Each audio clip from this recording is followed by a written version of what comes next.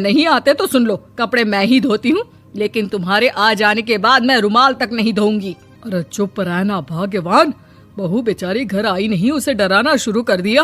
वो क्या है ना बिटिया, अभी तक तो ये कल्लू की माँ ही धोती थी, लेकिन अब तुम्हारे पापा तो दहेज में वॉशिंग मशीन देंगे ही। तभी विभा की माँ बोल पड़ती है, सवाल भी पूछा तो क्या। वैसे भाई साहब, मशीन की तो फिर भी कपड़े धोने की कैपेसिटी होती है। मतलब जो बिटिया दे रहे हैं ना विभा, इसे कपड़े धोने का बहुत शौक है। ये आप लोगों के क्या, आस पड़ोस गांव मोहल्ले सबके कपड़े धो दे और उफ तक ना करे। बाहर देखा नहीं आपने कितने कपड़े सूख रहे हैं, सब हमारी बिटिया ने ही तो धोए हैं। बस भी करो ना माँ, शर्म आ रही इतनी तारीफ सुनकर। और तो और एक दाग निकाल कर दिखाओ तो मान जाओ। हाँ अच्छा, माफ करना बेटा, मैंने गलत समझा। हमें तो रिश्ता बहुत पसंद है। और ऐसे जुड़ जाता है रिश्ता कपड़े धोने का शौक रखने वाली विभा का। उसकी शादी हो जाती है कोयला फैक्ट्री में काम करने वाले कल्लू के साथ। शादी के बाद अचानक विभा चिल्लाती हुई सास के पास आती है। सासू माँ, अरे सासू माँ कहाँ है आप? ये तो धोखा है, धोखा दिया आप लोगों ने मुझे।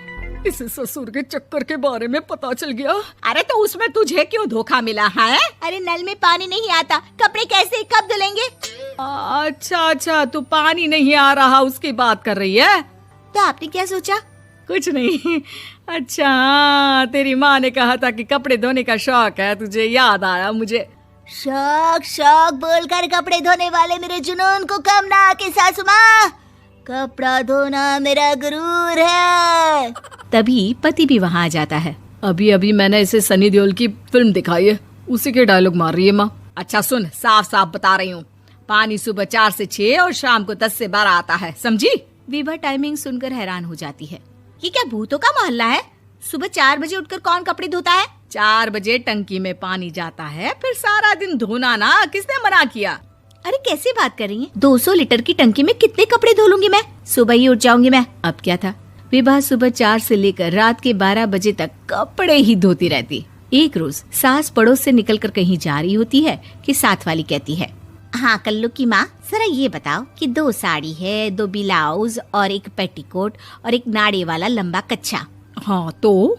अरे तो क्या, कितना लोगी धुलाई ये बताओ। धोबन दिख रहे हैं हम क्या?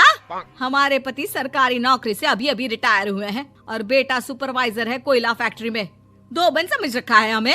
हाय रे कल्लू की अम्मा, माफ कर दो, वो तो मोहल्ले में यही सब बता रहे थे कि तुमने बहू को कपड़ा धुलवाने के काम में लगा दिया है। सास को पड़ोसन की बात सुनकर गुस्सा आ जाता है। वो घर पहुंचती है जहां घर के बाहर ही इतने सारे कपड़े सूख रहे होते हैं जितने कि किसी धोबन के घर पर। अरे ओ कल्लू की दुल्हन, बाहर निकल।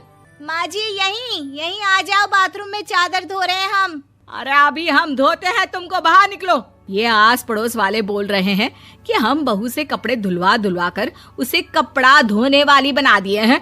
अरे छोड़ो ना माँ जी, किन लोगों की बातों में आती हो? आस पास के लोगों का तो काम ही होता है कि वो किसी तरह सास बहू को लड़ा दे। बहू सारे घर के कपड़े धोती है, ये क्या कम है? बोलिए। सास को भी लग जाता है कि वो बहू का ये सनकीपन नहीं छुड़वा सकती, इससे अच्छा है कि खुद ही चुप हो जाए।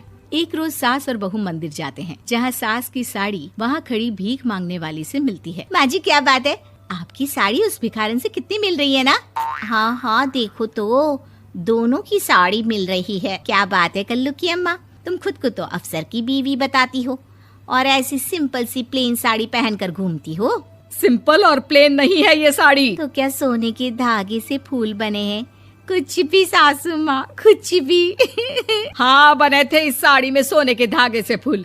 मेरे पति लेकर आए थे मद्रास से स्पेशली मेरे लिए 10,000 की। ताहे भाई साहब इस भिखारन के लिए भी सेम टू सेम साड़ी लेकर आए होंगे 10,000 की। सास उस वक्त तो कुछ नहीं कहती, लेकिन बहू के साथ घर आती है और अलमारी से एल्बम निकाल कर लाती है। ये साड़ी देख रही है, ये वही साड़ी है जिसे मैंने अभी पहना था। इस साड़ी में ये जो चमकदार फूल दिख रहे हैं ना, ये सोने के धागों से काटे गए हैं। लेकिन तू लोकल वॉशिंग मशीन ब्रश से घिस घिस कर सारे फूलों को निकाल कर साड़ी प्लेन कर दी। मुझे माफ कर दीजिए सासू माँ। और तो और, जब मैंने तुझे तेरी गलती के लिए कुछ नहीं कहा, लेकिन तूने तो सबके सामने मेरा मजाक ही बना दिया। क्यों? बहू को समझ में आ जाता है कि अब से उसका कपड़े धोना बंद।